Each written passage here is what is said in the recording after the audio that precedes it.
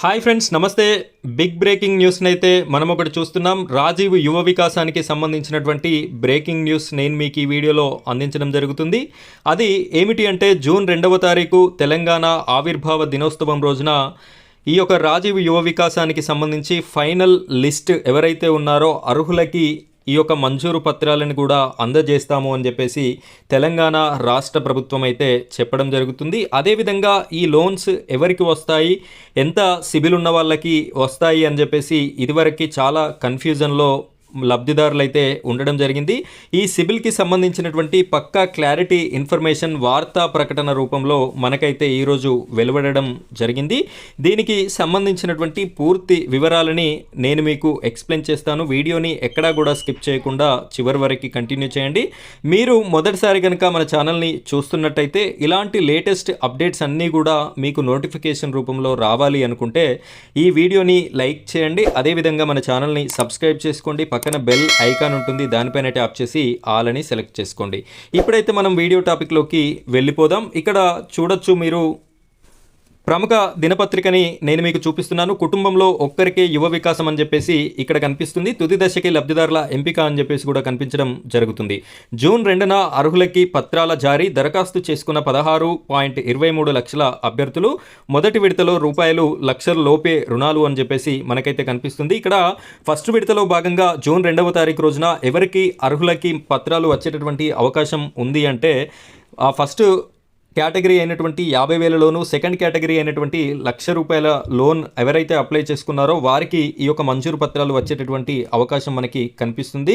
వారికి ఇవ్వగా ఇంకా ఏమైనా వీరి టార్గెట్ నిండనట్టయితే నెక్స్ట్ 2 లక్షలు, 3 లక్షలు, 4 లక్షల రుణాలు అప్లై చేసుకున్నటువంటి వారికి కూడా ఇచ్చేటటువంటి అవకాశం అయితే మనకి కనిపిస్తుంది. ఈ విధంగా పేపర్ ప్రకటన అయితే రావడం జరిగింది.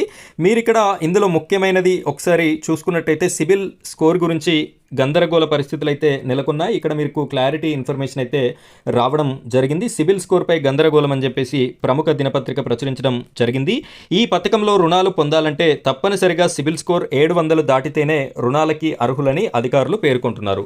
ఇక్కడ అధికారులు అయితే క్లారిటీ ఇవ్వడం జరిగింది. రాజీవ్ యువ వికాసం పథకం అందుకోవాలి అంటే 700 సిబిల్ స్కోర్ పైన ఉంటేనే ఈ యొక్క పథకం అనేది వర్తిస్తుంది అని అధికారులు క్లారిటీగా చెప్పారు. ఇప్పటికే తెలంగాణ వ్యాప్తంగా జిల్లాల్లో కలెక్టర్లు, బ్యాంకర్లతో నిర్వహించిన సమావేశంలో సిబిల్ స్కోర్ ఆధారంగానే రాజీవ్ యువ వికాసం పథకానికి అర్హులని ఎంపిక చేస్తామని చెప్పారు. ఈ విషయంలో ఆయా బ్యాంక్ అధికారులకు స్పష్టమైన ఆదేశాలు ఉన్నట్లు, అభ్యర్థుల బ్యాంక్ అకౌంట్ల నిర్వహణ, రుణాల చెల్లింపులు ఆధారంగా రుణాలని అందిస్తామని తేల్చారు. దీంతో బ్యాంకులలో దరఖాస్తుదారుల సిబిల్ స్కోర్లు అధికారులు, బ్యాంకు సిబ్బంది సేకరించారు. ఇందుకోసం పాన్ కార్డును ప్రామాణికంగా చేసుకుని ఓ జాబితాను రూపొందించినట్టు తెలిసింది. అయితే ఇదే సిబిల్ స్కోర్ ఇప్పుడు తమకు శాపంగా మారిందని చాలా మంది దరఖాస్తులు పేర్కొంటున్నారు. బ్యాంకుల్లో రుణాలు తీసుకున్న కొందరు సకాలంలో ఈఎంఐలు చెల్లించకపోవడంతో వారి సిబిల్ స్కోర్ 630 వరకే చూపిస్తుందని తెలిపారు. సిబిల్ స్కోర్ ఆధారంగానే యువ వికాసం రుణాలను అందిస్తామని అధికారులు చెబుతుండటంతో అభ్యర్థుల్లో అయోమయం నెలకొంది. ఇదిలా ఉండగా ఈ పథకానికి సిబిల్ స్కోర్ అవసరం లేదని ఇప్పటికే స్వయంగా డిప్యూటీ సీఎం బట్టి విక్రమార్క ప్రకటించారు. బ్యాంకర్లు మాత్రం ఉన్నతాధికారుల ఆదేశాల మేరకు రుణాలు మంజూరు చేస్తామని చెప్తున్నారు.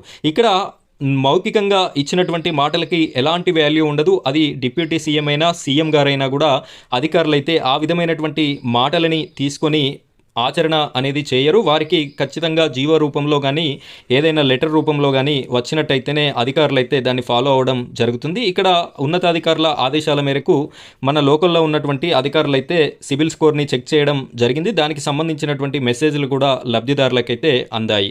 యువ వికాసం లబ్ధిదారుల ఎంపికలో తమ పేరు ఉంటుందో లేదో అని నిరుద్యోగ యువత ఆందోళనకు గురవుతున్నారు. ఇక్కడ సిబిల్ స్కోరు ఏ విధంగా చూసుకోవాలో కూడా నేను మీకు వీడియో అనేది చేయడం జరిగింది. ఆ వీడియో చూసి మీ యొక్క సిబిల్ స్కోర్ అనేది ఎంత ఉందో చూసుకోండి.